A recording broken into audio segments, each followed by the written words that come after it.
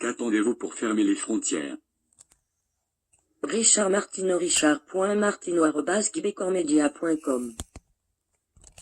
Donc, si je comprends bien, aujourd'hui je ne peux pas aller bouquiner dans une librairie ou manger en tête-à-tête avec ma blonde dans un restaurant, mais je peux sauter dans un avion et aller faire la fête dans le sud avec mes amis. Suis-je le seul à trouver ça absurde? La police va les surveiller, vous me direz que les gens qui vont dans le sud ne représentent aucun danger, car ils vont se mettre en quarantaine à leur retour. Vous êtes sérieux?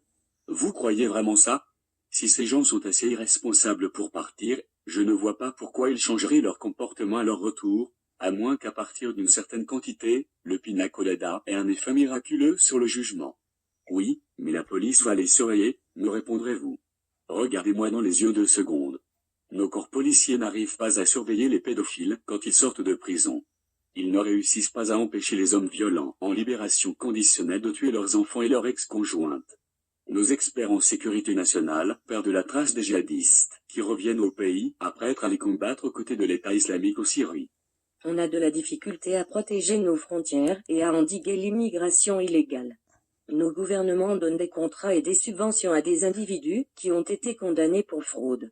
Et là, on pourrait savoir si un bozo, qui est revenu du sud, avec un sombrero sur la tête reste belle, et bien chez lui pendant 14 jours, alors qu'on n'est même pas foutu de surveiller des terroristes potentiels, et que nos autorités permettent à des tueurs de femmes de fréquenter des travailleuses du sexe à leur sortie de tôle.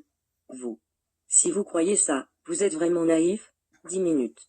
Je ne peux pas croire que, malgré tout ce que les travailleurs de la santé nous racontent depuis 2 semaines, les infirmières qui pâtent aux frettes, les opérations chirurgicales reportées, ces adultes malades qu'on a envoyés dans un hôpital pour enfants faute de place, les hôpitaux qui envisagent d'appliquer un protocole de triage des patients aux soins intensifs, quels patients on va laisser mourir, lesquels on va soigner. Il y a encore des gens qui haussent les épaules et s'envolent pour Caillou Coco. Quel manque total de civisme, je l'ai dit et le redis.